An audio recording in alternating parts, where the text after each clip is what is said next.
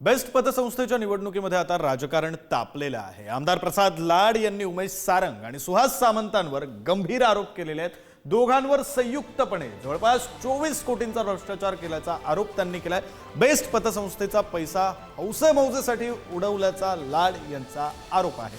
4 कोटींची कार्यालय आवश्यक नसताना 9 कोटींना विकत घेतल्याचाही आरोप केलाय।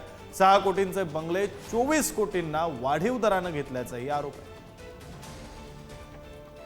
24 कोटीहून अधिकचा भ्रष्टाचार झाल्याचं ईओडब्ल्यूच्या निदर्शनास आलंय, सहकार खात्याच्या निदर्शनास आलंय आणि यामध्ये सर्व संचालकांची तर चौकशी होणारच आहे।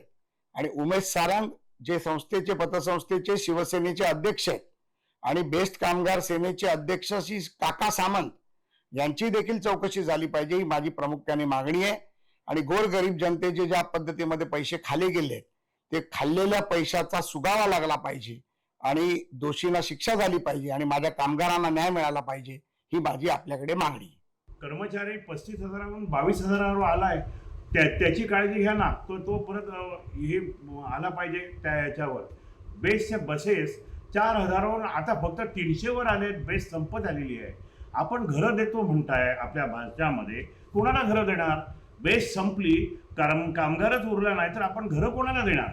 आणि घरं कुठे बांधणार आहात? 371 एकर लँड जी बेस्टची आहे त्याच्यावर आपला डोळा आहे का? लाडसाहेब, मी आपल्याला विनंती करतो की ह्या कर्मचाऱ्यांसाठी आपण 5,000 बसेसची व्यवस्था करा। मुख्यमंत्र्यांना सांगून आपण मुख्यमंत्र्यांचे खास आहात। तर प्रसाद लाड यांनी केलेल्या आरोपांनंतर आता घडामोडींना वेग आलेला आहे। बेस्ट पतपेढीच्या 21 संचालकांची चौकशी होण्याची शक्यता आहे। ईओडब्ल्यू कडून 21 संचालकांना चौकशीसाठी बोलावल्याची माहिती आहे।